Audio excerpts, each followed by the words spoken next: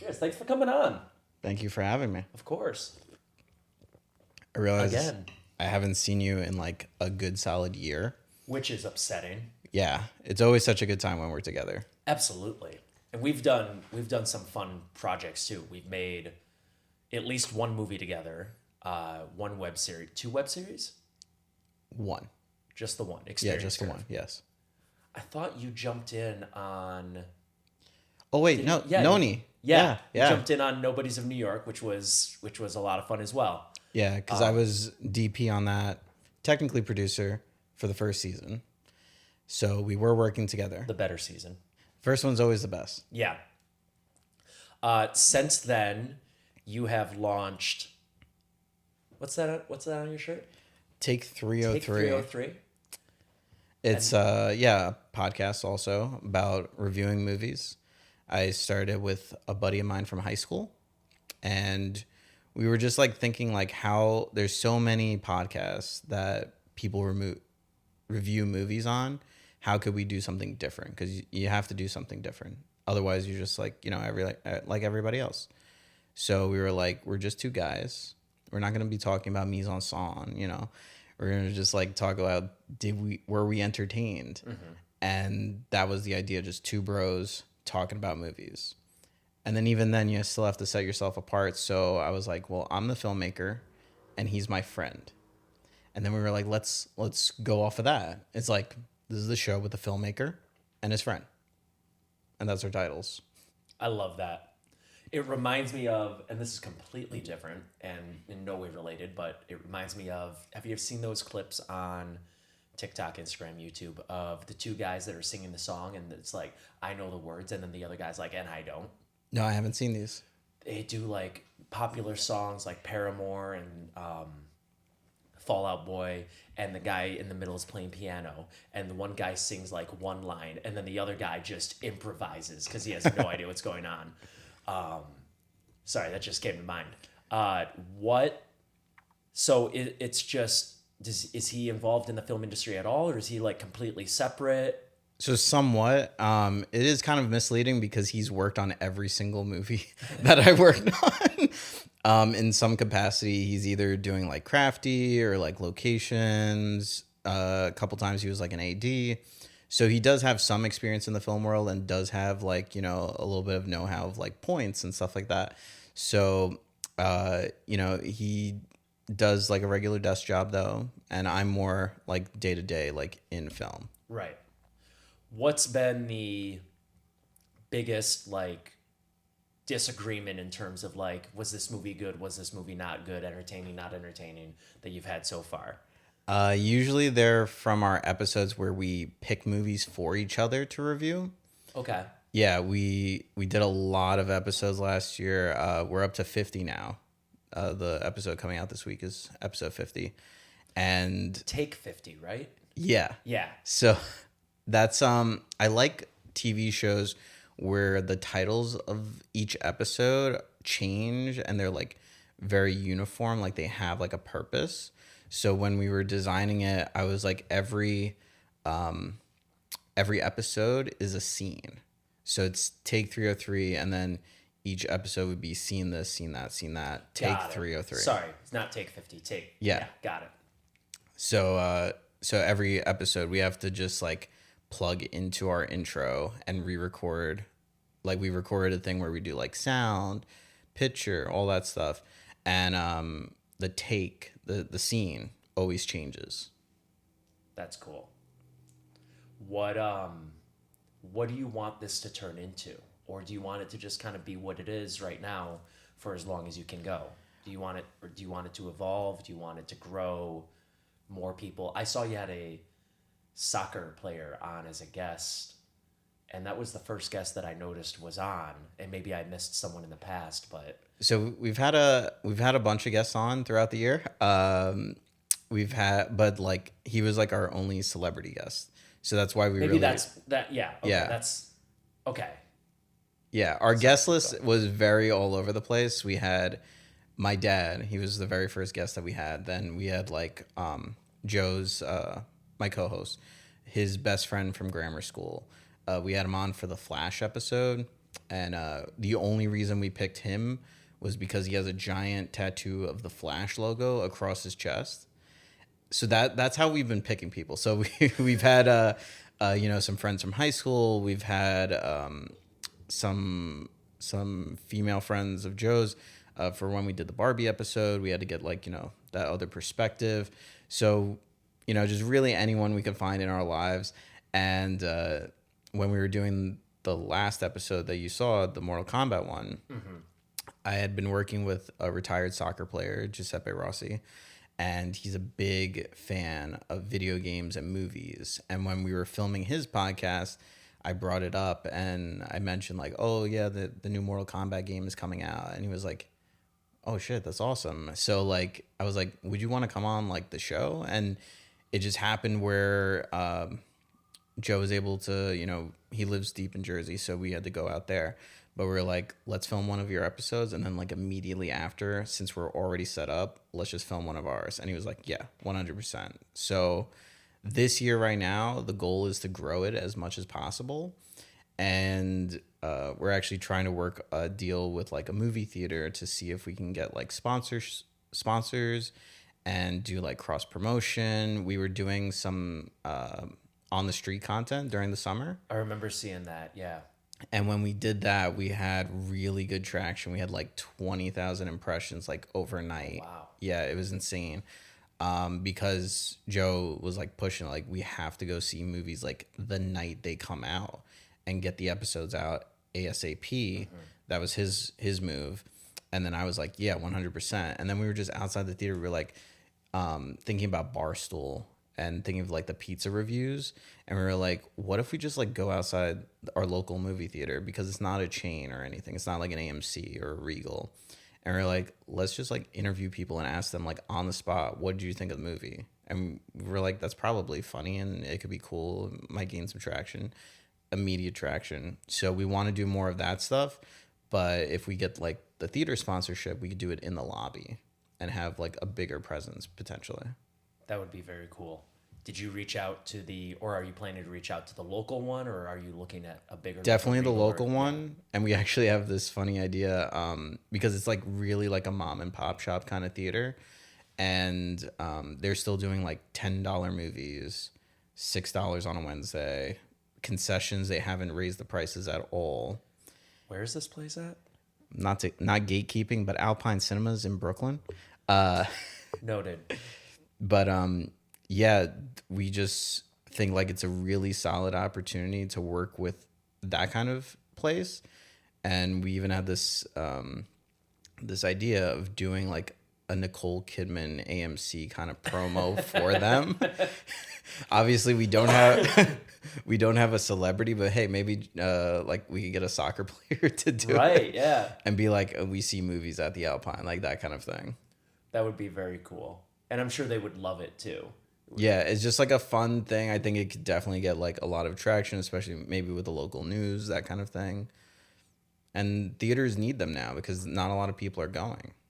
No. Well, that's a big thing that's happening with just the movie industry in general. There's not a lot of people going to the theater right now unless it's for a big superhero movie or a big action movie or Barbie.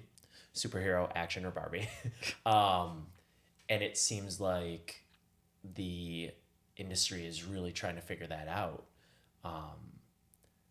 And the superhero movies are the only ones bringing people in, but also, I don't know if you went and saw the Marvels. I did not. I did not. I don't know if you went and saw The Flash in theaters. I did. I did not. And I'm even struggling to think of other superhero movies that came out. With the strike, I know there was a general pause on everything, but Blue Beetle I did not catch in theaters. Did you? We did. Yeah, that's kind of the beauty of the podcast is that I get to feel like a kid again and go to the movies once a week, and that's we have to go. Yeah. And I really missed just that general feeling of being in the movie theater consistently, because when I was a kid, there were 2 theaters in my neighborhood, and when summer hit, especially, I was there every other weekend. So it definitely brings me back to that. And doing the podcast with somebody from high school, it definitely just feels like you're hanging out with the guys again. Yeah. So it's always a good time. And I've actually never been in a situation, even though I love film, I've been in filmmaking for a little bit over a decade now. I've never had a year where when Oscars season comes up that I've seen every movie that's nominated. And I think this is my year. Yeah. This is the year because I saw almost every movie for the Golden Globes. I missed the last two. I didn't get to see Maestro or Past Lives yet. Okay. My buddy went to see Past Lives last night, and I told him to send me a review, but he hasn't done it yet. But I didn't know how it had been reviewed, and we were at the gym yesterday, and so I quick search while he's doing his set. And the first thing that comes up is, you know, the poster and then the questions underneath. Why is Past Lives so good? And I'm like, okay, so apparently this is a very good movie. I think 96% on Rotten Tomatoes, and you see the poster with all of the different like ribbons from different festivals that it did very well at. I remember Sammy Smedley. She saw it back, I think, when it originally came out. And I remember she just texted me. She's like, Nick, Past Lives. You have to go see it. Yeah. And we were probably doing like 2 episodes a week at that point. So we really didn't have like a chance to fit that in. But I'm excited to see it. Nice. Yeah, I'm excited to see that. I want to see more than anything else that I think is nominated or has been for the Golden Globes. I want to see The Boy and the Heron. I've heard a lot of good things. My buddy and I, we had like a game to see who can get more like possible guesses, like who could guess more wins in the Golden Globes. I saw the results too. Yeah, I lost by 3. And the reason I told him, I was like, I gave him some of those answers. But then when I put in my guesses, I leaned towards the movies that I personally liked more. Yeah. And not what I objectively know would have won. Yeah. So I basically gave that to him. But yeah. Won't make that same mistake for the Oscars. Not for the Oscars. I have a good idea of who's pulling for this one. Have you seen a lot of those movies? I unfortunately have not. So still bartending 5 nights a week, and then in December it was even like up to 6 a couple times. Yeah. You know, I'm there at 4 or 5, and I can go during the day, but you know, limited screenings. There's like a 12:30 maybe, and then maybe a 2:30, and at the 2:30 with previews and everything, I would need to leave early. I imagine you probably just knock out at the first chance. Oh yeah. Well, it's also sometimes like the first day of the week. If I go and I work an 8, 9, 10-hour shift, I get home at 2 a.m. You know, you shower and then you sit down and you're like, oh, I'm awake again. Because I just showered and I just had water hitting me and like waking me up. But I'm not going to wait for the morning to shower because I'm not going to go to bed dirty and then have a dirty bed after one night. So it's frustrating. But when I do knock out, you can't wake me up. And then I'm definitely not waking up early to go catch a 10:30 a.m. movie when I went to bed at 3:30. Yeah. And I'm also going to have to be up again that night. Also, with movie runtimes being as is, I don't think, you know, waking up at 10:30 for a 3-hour Oppenheimer was going to happen. No. But did you see Oppenheimer? I did not. So good. Yeah. Highly recommend that. That's what I've heard. I missed it in IMAX, and I was waiting for it to come back into IMAX because that's what I've been told is the only way to see it. And I don't think I paid close enough attention for when it bounced back in. But I now have an alert on my AMC app where if it pops back into theaters, it'll let me know. I imagine if it does, it would probably be in like the next month or so, right before the Oscars Right before hit. the Oscars. That's what I'm thinking as well. And I am quitting my job. I don't know if you know. I've seen the text because you're one of those guys that like, even though I haven't seen you in a year, I still make it a thing that like I always reach out and just check up on you, see what's going on, see if you want to hang.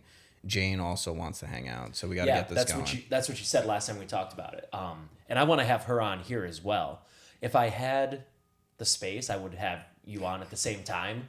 But I'm limited to a 1 person at a time situation right now. But I definitely want that to happen with the new job. So my last day is Saturday, this coming Saturday. Congrats. And thank you. It's awful there. And I can say that because this episode will come out after Saturday. Nice. The new job will hopefully be an easier schedule and will allow me more like time to go see movies. So I would love to catch Oppenheimer before it bounces back out of theaters again, and B, just see more movies in general. I missed it in IMAX also, but I wanted to see it opening weekend. Didn't realize you had to book these things like 3-4 weeks in advance. So Yeah. I had to settle for 70 millimeter. It was still a really good experience. Yeah. Well, Barbenheimer was a interesting phenomenon where I don't know if they marketed it together on purpose at first, but they definitely caught on to what was happening on general social media and how people were excited about Barbie and Oppenheimer coming out at the same time. And I think they sold more tickets for double features unintentionally, just like it wasn't even advertised that way, than a lot of movies sold just for themselves in the year. Yeah, That makes sense. I loved that experience because anytime there's a packed audience, you get more out of it. And I think that's something I also learned through doing my podcast is just the cinematic experience of going to the movie theaters. Like, we joke a lot, but Nicole Kidman kind of had a point. She nailed it. Yeah. Yeah, there is something going on at the movie theaters, and probably my favorite movie going experience this year was actually seeing a Bollywood movie. I had never seen one in theaters before.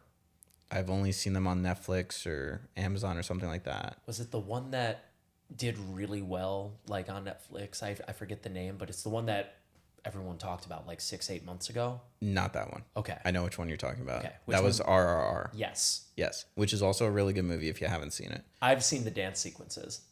They're so good. It's on Netflix right now, I think. I canceled my Netflix. Oh, wow. In solidarity during the writer's strike when they raised their prices while the writers were on strike. I'm like, y'all raised your prices like 2 months ago. It went from 15 to 17, $99.99. And now the writers are on strike and you're going to make it 17 up to 21. I'm not. I respect it. Yeah. However, that's where most of my Bollywood movies are coming from, so I had to.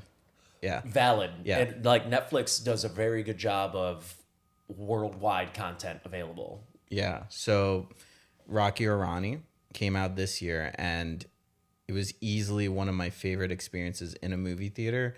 Like, not even just this year, but like probably throughout my life, because every seat was filled. Great. I was just surrounded by Indian people. They were singing along to the songs. They were getting up. They were like thoroughly enjoying it. Some people dressed for the occasion. It just really felt like a communal kind of thing. Like everybody in the room was sharing something, like an experience.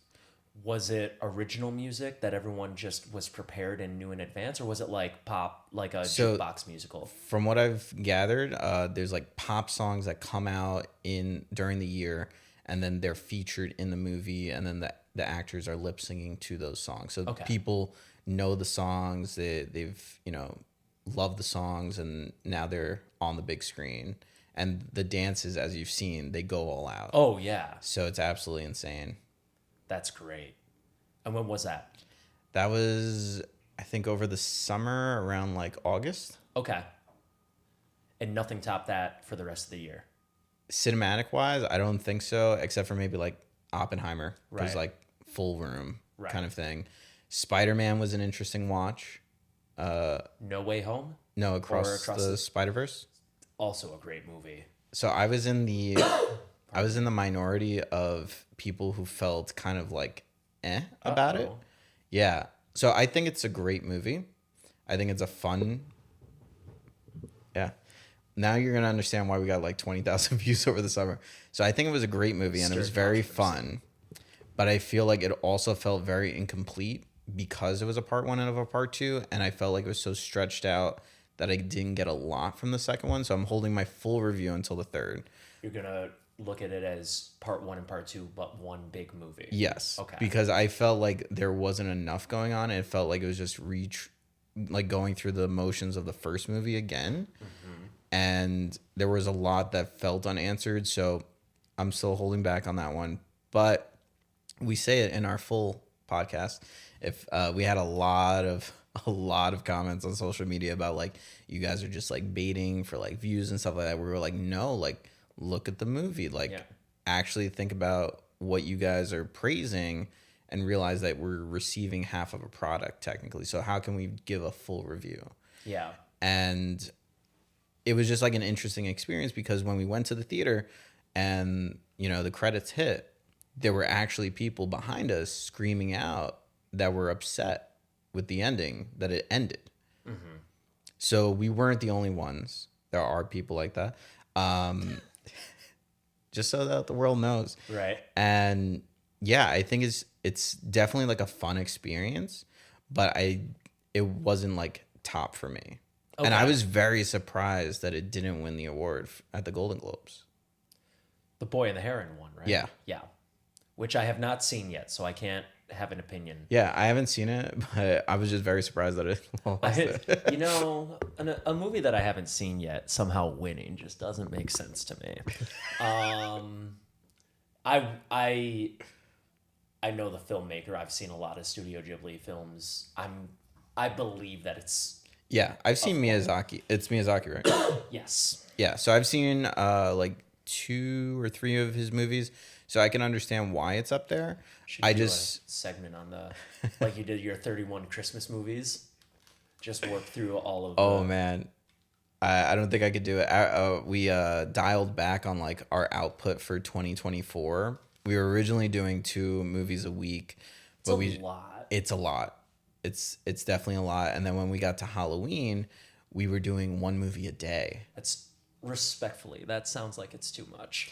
So we did break it up in half where it was like, so, you know, I had 15 days, he had 15 days, and we partnered up for the 31.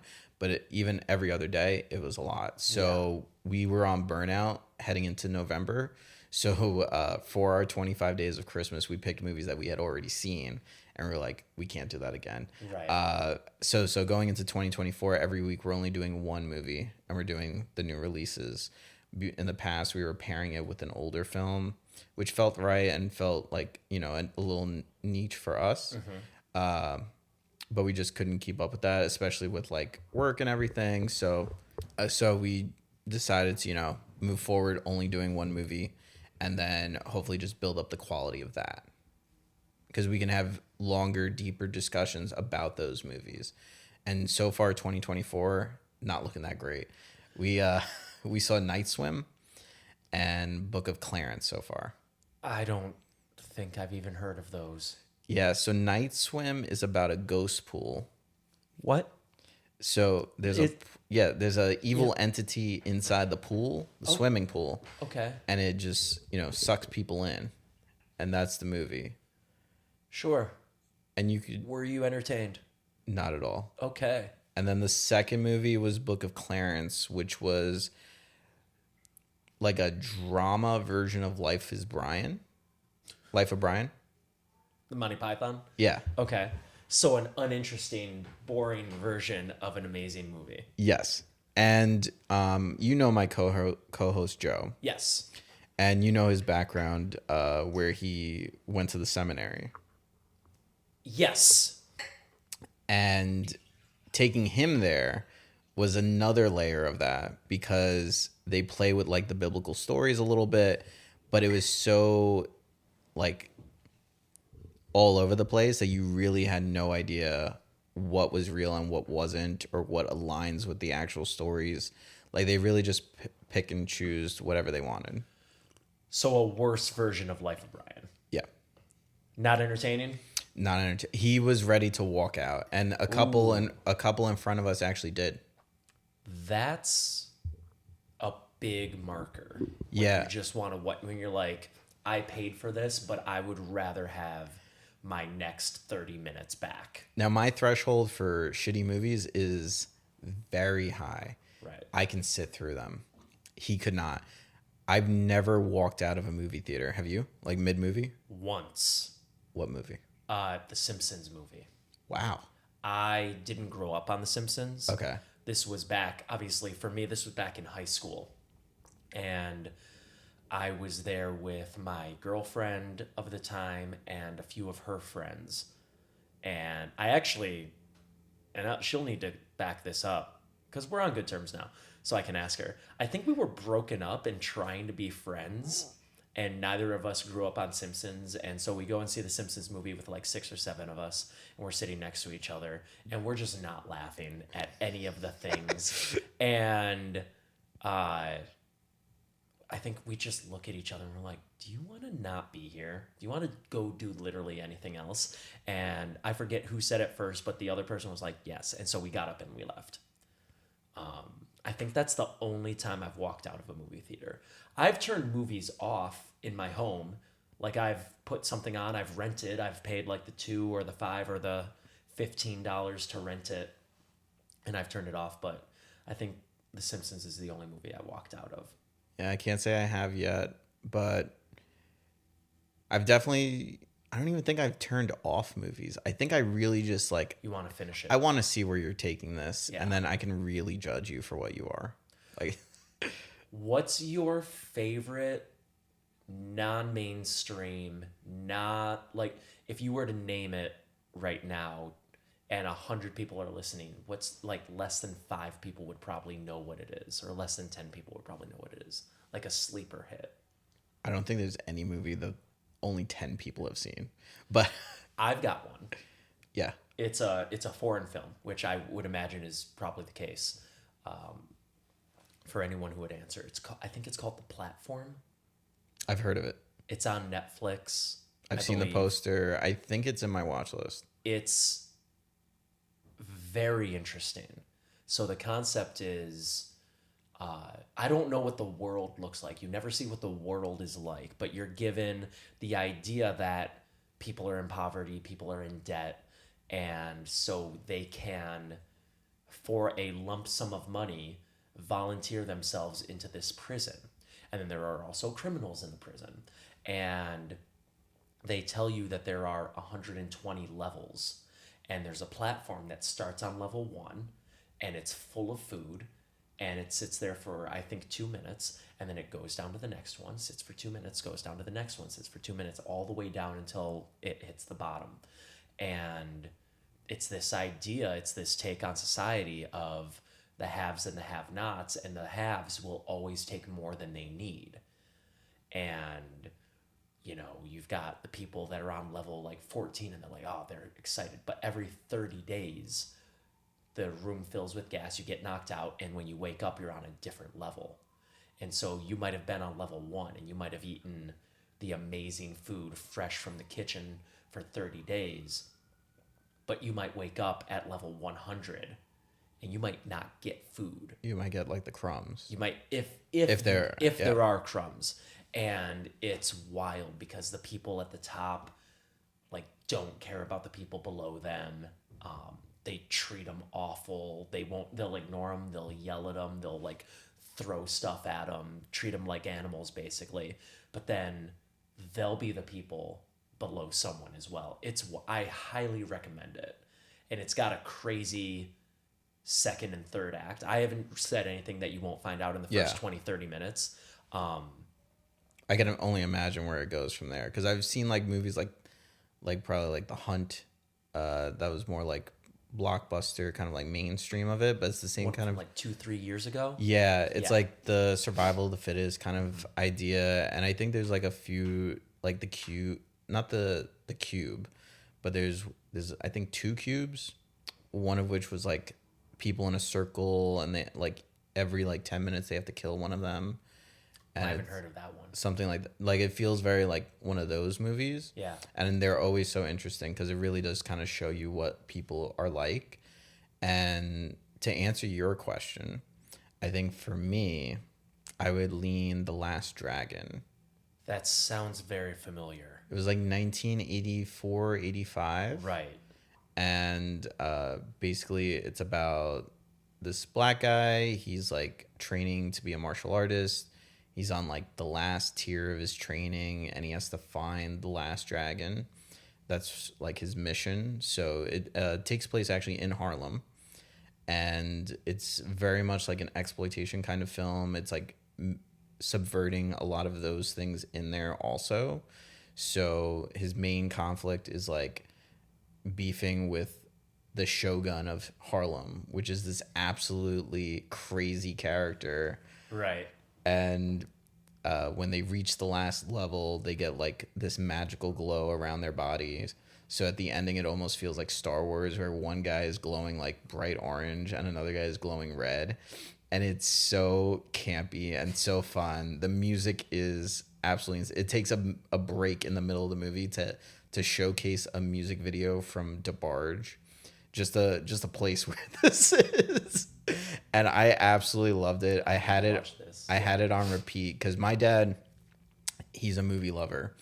And when I was a kid, we had like just a ton of VHS tapes. But then he also had VHS tapes that he made himself. It was like his playlists. And there was this one tape. It had American Ninja, which is also a fun movie, The Last Dragon, and Jim Cotta. And that just explains to you where this has come from. Yeah.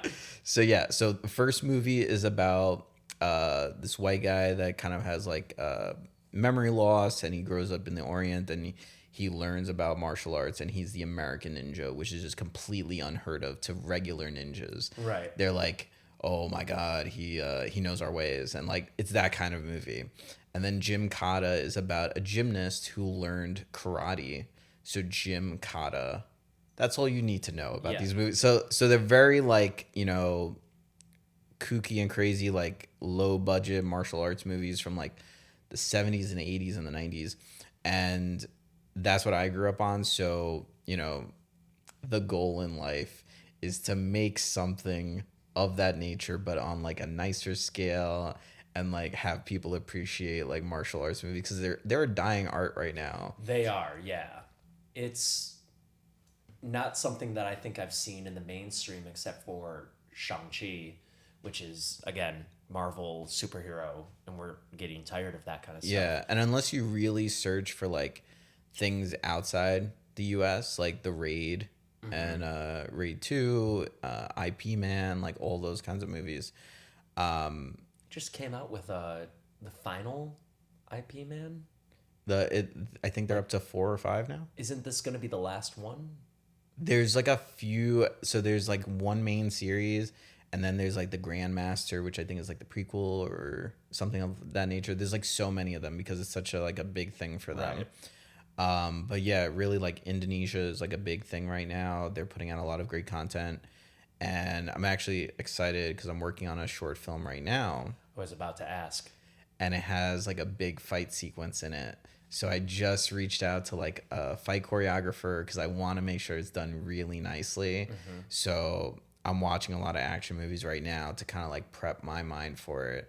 And I always go back to like Kill Bill because I didn't know this, but Tarantino says in the behind the scenes, there's actually a Chinese way to filming fight sequences, which is that they film everything in the order that it happens. That is so simple and it makes so much sense. Right. But I know that's not how it's done usually in the States. Yeah. So I'm picturing, when you say Kill Bill, my first thought is the fight scene in... With Lucy Liu, like the Crazy 88. Yes, where she's just chopping people like left and right in the yellow suit, and then Lucy Liu comes in with she has it's Lucy Liu's apprentice first, comes in with the spike ball thing. Right. And then she kills her, and then it's Lucy Liu last. Right. But you're also skipping over like the 20 minutes of like sorry, the 88, and then the apprentice with the spike ball, then Lucy Liu.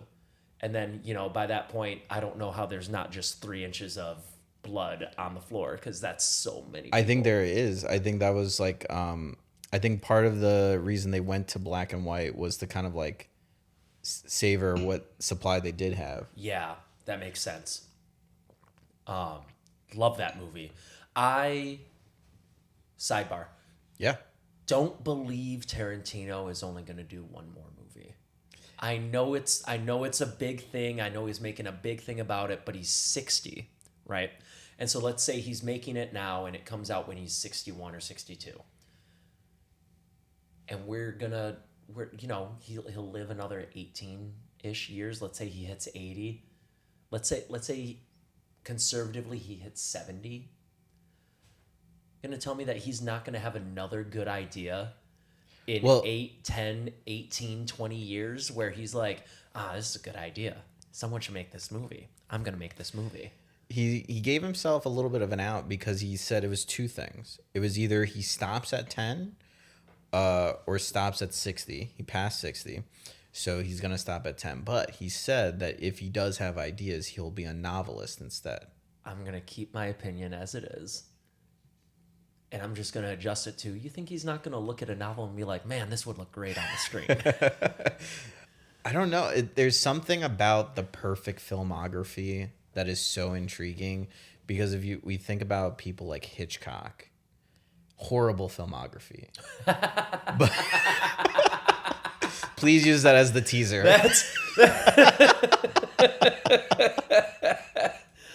Oh, that's great. Because if you have 120 plus movies to your name and we only talk about 6 of them, you might not have been as good as you were. Right. You might have caught lightning in a bottle a few times. Yeah. And then, when we're comparing like the greats, if we compare him to something like, Tarantino, who has 10, possibly 10 movies, and, pound for pound, Tarantino brought it every single time. Yes. I mean, there are some that I'm not a huge fan of, but they are arguably still good, if not great movies. Yeah. If we think about his downers, if you think, I'm assuming it's like Jackie Brown and Death Proof are the ones low on your list. I wasn't a fan of The Hateful Eight. Really? I thought it was my favorite thing that Tarantino does is he writes really well written, long, very well spoken, like good dialogue scenes. Mm-hmm. So like Inglourious Basterds is one of my favorite movies, not because it's fun Nazi hunting like action, but because it's like 7 or 8 really long, really well written scenes. My favorite scene is the one down in the bar where they're all pretending to be Nazi officers. And then the actual Nazi officers come in and they're celebrating, I think, the birth of one of them just had a son. And it's so good. And it's like, I think it's an 18-minute scene before it all goes to hell and they start shooting at each other. And it's so well written because of the dialogue, because of the tension. Everything is great. And that's why I love Tarantino. I was just talking about Inglourious Basterds the other day. Yeah. And I forget to who, but I was just like, I remember when it first came out and when I saw that in theaters, the opening scene, you could have told me it was an hour long because it was so good. Yeah. It felt so tense and it just felt like it could go forever and I would still be sucked in. It was perfect writing. And I remember an article I read after it came out, they were saying that if Tarantino took that first scene and only released it as like a short film, it would have been like the best short film of all time, hands down. So I 100% agree with you there. I think The Hateful Eight feels a lot like a play to me. Yes. It just, to that end, lacks that kind of tension that I wanted from it. I didn't really care for Once Upon a Time in Hollywood. It wasn't my favorite. I would say it's like in the top 5, not the bottom, or in the like at the top of the bottom 5, like 6 or 7 out of 10. But even then, he still did a great job. Like that scene where Brad Pitt's character shows up at the ranch to check on his buddy, and he's slowly surrounded by more and more people. And yes, they're all young girls, but 15 young girls could overpower one strong guy. Yeah. And I think it starts off as like 4 or 5, and it's like, all right, he could get himself out of that. 6, 7, 8. Oh, now, and you get more and more nervous as it goes on. the thing about him is he's very much an indulgent filmmaker. And he said it in interviews. He doesn't think about the audience. He thinks of himself as the audience, and he makes the movie for him. Yeah. So, very bold move, Cotton, and it paid off. It very much paid off. But I think for Once Upon a Time in Hollywood, it was very much, it was for people his age. And I think only people from that era can really understand all the references that he's making. Like when I was watching it, I think my dad understood and got more out of it because he grew up in that era. Yeah.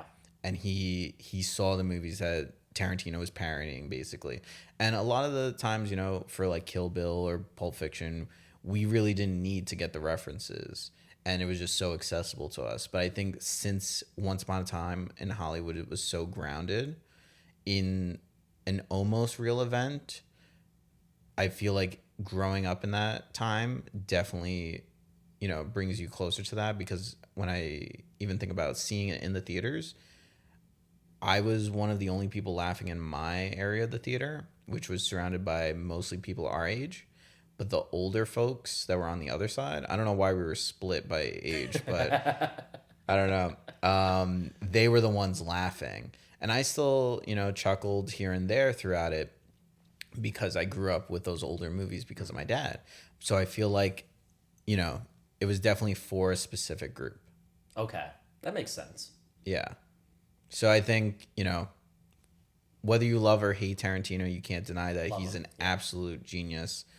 And it came off of a conversation of, comparing directors' filmographies. I think if he ends it at 10, I would be disappointed because I would love more movies from him. Right. But if he ends it at 10, I wouldn't be mad. Right. Yeah, you can look back and you can be like, hey, who's a director with a perfect filmography? As long as number 10 is good. Yeah. We don't know what it's. We don't know yet.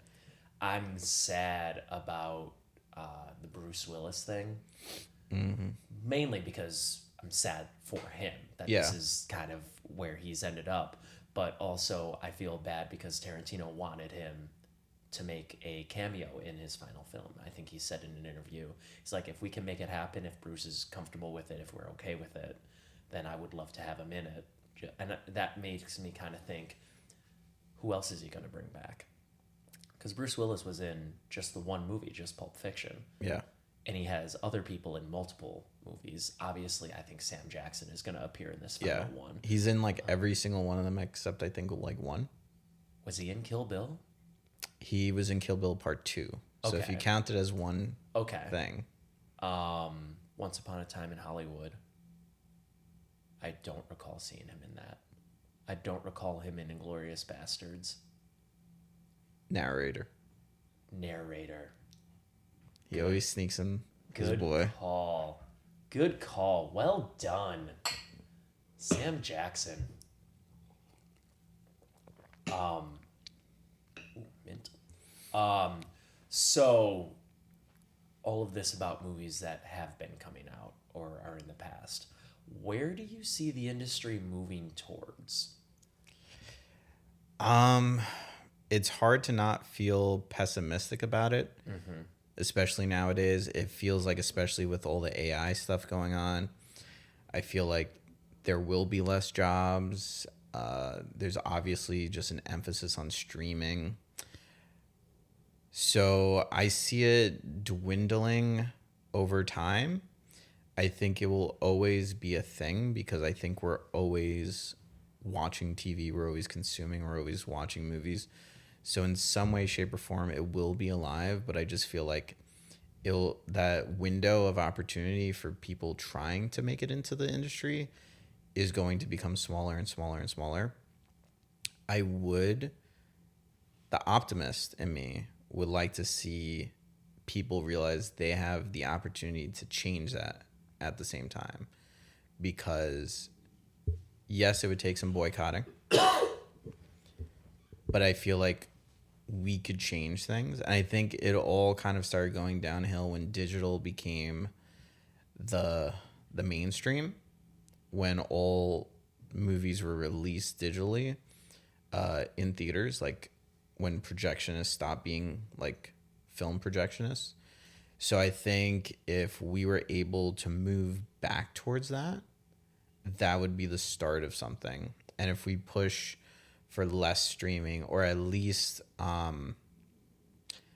like how Amazon does it, where you have to pay like a DVD price for a movie, I think that would be a better system than paying Netflix 14 or whatever they're up to right now. $21.99.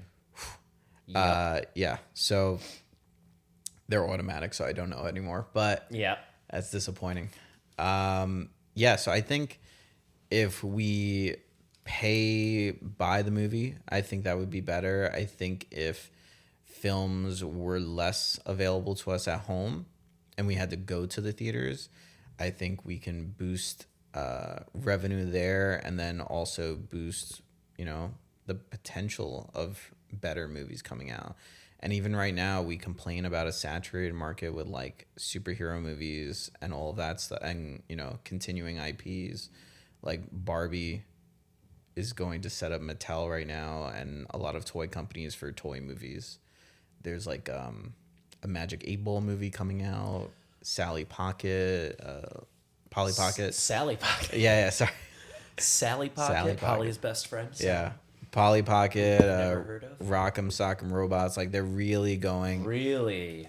They're punching at the air right now, trying to figure out what's working. Yeah. And, especially for people in the industry right now, we're, advocating for like new voices and newer ideas and just fresher faces, different types of faces, different voices, different languages. We can't get any of that stuff because people keep going to the movies to watch Fast and the Furious 10. And unfortunately. Yeah. And the fact that part 11 is coming out. Part 11, part 1. Yeah. Basically, so every time we buy a ticket for that, we undervalue everything else that we're trying to do. Right. And it's hard also because going to a mom and pop theater, you see a lot of the trends, and you also see what lower income kind of families are going to. And yeah, they're not going to pay money to see past lives and read a Korean film for 2 hours or whatever it is. They're going to go see Fast and the Furious 10. Right. So it's an unfortunate place that we're in right now. But my hope is that, if movies and movie companies, studios can figure out a better plan and move forward with like, it's tricky because if you think of like early Marvel, it was a very slow process. They chose very weird directors for different things, like Jon Favreau. If you think of him now, great director. Mm-hmm. But pre-Iron Man, he did Swingers and Elf. Yeah. It's a very odd choice to head your blockbuster action film. But yeah, I think we just need to slow down and think about who we're picking for different things. And yeah, get some fresh ideas in the room. Because right now, I think we're heading towards also a studio system again from like the 1930s where actors are being bought on contracts. So like Tom Holland, Sony, 6-picture deal, that kind of thing. I just heard Alan Ritchson, the guy who's playing Reacher right now, just did a 5-movie deal with Amazon. Yeah, Adam Sandler did like a 6 or 7 movie deal with Netflix. So we're very much going back to the day of branding actors and studios together. And yeah, it just makes it harder for newer things to come out. So I'm optimistic that some things will still go through, but I know that it's just going to be a harder road ahead. Yeah, it's scary and nerve-wracking when, you've got this idea that you want to work in this industry and no one seems to be interested in doing anything that they don't already know works. And so, for me as an actor, I don't have a track record. I don't have something that's proven to work. That's kind of why I'm doing this, so that I can build this up. And then, if I have X amount of views on each episode or X amount of views on each reel, that's kind of me saying, hey, people want to see this face. So now you can put me in a movie or a TV show. And that's what I've noticed. I don't know if you've ever auditioned or when the last time you auditioned was, but when you fill out the thing, they ask you how many Instagram and TikTok and Twitter followers you have. Really? Yeah, because they want to know. Because let's say you and I go in for the same role, and you have 1 million Instagram followers and 5 million TikTok followers, and I have what I have currently, which is like 3,000 something on Instagram, and I don't have a Twitter, and my TikTok is new and it's just for the podcast, so it's like 100 something. So it's all very new. And let's say we give roughly the same type of audition in terms of quality. Maybe I'm a better fit for it. Maybe they're like, oh, well, that's who we want. But Nick has 5 million followers. And so that's 5 million people that are going to see that he booked this thing for this movie, free advertising. And now that's maybe, let's say 20% of those people come. That's 1 million people we can count on buying a ticket. Justin has 3,000. So what? 20 people? They're going to go with you. That's crazy because I've never been on that side, and I can only imagine. We just, the movie that we're working on, we just finished the casting process, and we went through probably about 1,500 people. Oh my God. Yeah. And we narrowed it down to about 200, got the auditions in. They were all self-tapes. And then from that, I think we pulled like 60 people to call back, and we did Zoom calls with them. And then from there, we had to still narrow it down to 3 people. And we also did a thing where we didn't genderize any of the characters. Mm-hmm. So we saw an equal amount of men and women for the same role. So it made it that much tougher to figure out who we need to pick. And we weren't at all looking at like social medias or any of that stuff. I didn't realize that's like a checkoff thing now. Yeah, has been since before lockdown too. So it's not new. It's been a thing that's been frustrating for years now. But it's something to keep in mind. It's something that the industry cares about. They, in terms of trying something new, they're not as willing to take a bet, take a gamble on, a big movie that they're going to put a lot of money in not doing well.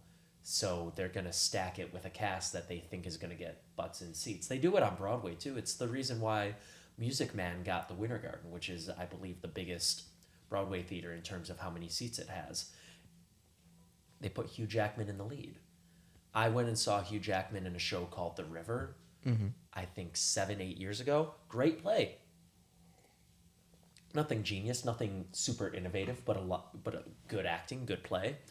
And I remember outside the theater when he came out to do like autographs, 90 out of the 100 people there had Wolverine stuff. So, were they there to see a good play acted well by 3 actors, or were they there to see Wolverine on stage? Yeah. I'm not going to judge. Like, it's Hugh Jackman. I wanted to see Hugh Jackman live. But like, I'm also an actor. So like, I went to see The River with Hugh Jackman, not The River with Wolverine. And I think it's disheartening for sure, but this industry has never been easy to break into anyway. So what's another obstacle? Yeah, I think the only positive coming out of it is if you look at like trends in film history, there are down notes and there are significant changes after big things like the studio system. It did eventually break up. Mm-hmm. It might have taken like a decade or so. To us, we're like, oh, what's the difference between 1930 and 1950? That's 20 years of our lives. Yeah. Right. So we might not see the change until we're like in our 40s, but I think there will be another change. And also if you think about the 70s and the 90s, those were 2 big booming decades for indie films to be the norm. Yeah. And things that we take for granted now, we think of the movie brats when they came out, and then we think of like all the really creative people that came out of the 90s. if we think of those as 20-year gaps, we're about that area right now where there might be a surge of filmmakers and actors that are coming out now that will be the new thing. As a movie maker and an actor, I'm hoping that that's true. 2 for 2 over here. Yeah. Let's make that happen.